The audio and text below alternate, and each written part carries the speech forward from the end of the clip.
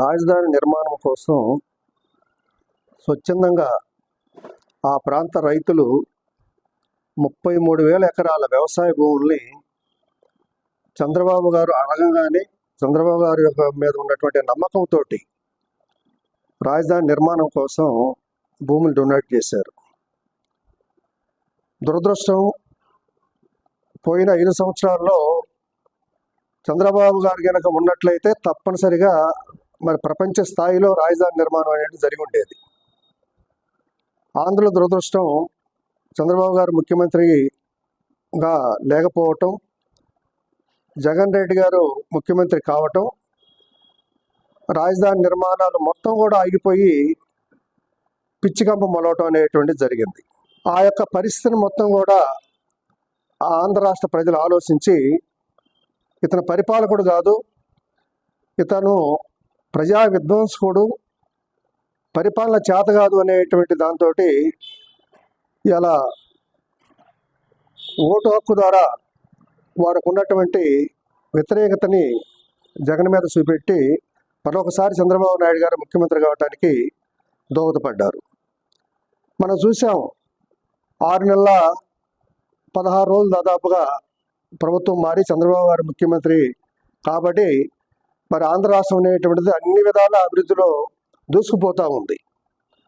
ఇవాళ Janasena, Telugu Desam party, BJP కూటమిగా ఉన్నాయి కాబట్టి మరి దానికి ఇవాళ ఈ రాష్ట్రం యొక్క అభివృద్ధిని ఆలోచించి 11,467 కోట్ల రూపాయలని రాజధాని అభివృద్ధి కోసం, దాని యొక్క పనులు కొనసాగటం కోసం ఇవాళ ఉన్నటువంటి కేంద్ర ప్రభుత్వం శాంక్షన్ చేయడం జరిగింది.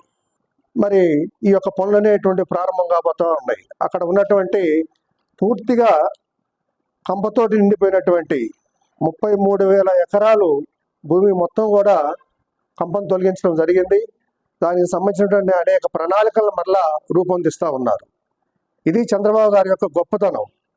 రాజధాని నిర్మాణంలో అనేక రకాలైనటువంటి పారిశ్రామికంగా అభివృద్ధి చెందడానికి మరి ఫారిన్ కంట్రీస్ నుంచి కూడా వచ్చేసి ఒప్పందాలు చేసుకుంటూ ఉన్నారు.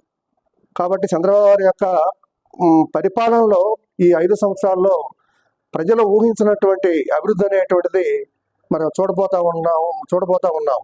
ఇది ఇందులో ఆశ్చర్యపడాల్సినటువంటి విషయం అయితే ఏమి లేదు. చంద్రబాబు గారు గొప్ప మరి పరిపాలకుడు, ఆయన గొప్ప మేధావి, రాజకీయ మరి పరిజ్ఞానం కలిగినటువంటి వారు, ముఖ్యమంత్రిగా సుదీర్ఘమైనటువంటి అనుభవం ఉన్నటువంటి మరి నాయకుడు చంద్రబాబు గారు. మరి అదేవిధంగా ఆయనతో ఉన్నటువంటి మరి వాళ్ళ యొక్క మినిస్టర్లని, ఎమ్మెల్యేలను అందరినీ కూడా పరిగెత్తిస్తూ ఉన్నాడు ఈ రాజధాని నిర్మాణం. దాంట్లో భాగంగా ఆంధ్రప్రదేశ్ అన్ని నియోజకవర్గాలు అభివృద్ధి చెందడం కోసం ఆయన అహర్నిశలు మరి ఆయన నిత్యం పనిచేస్తూ ఉన్నాడని చెప్పుకోక తప్పదు.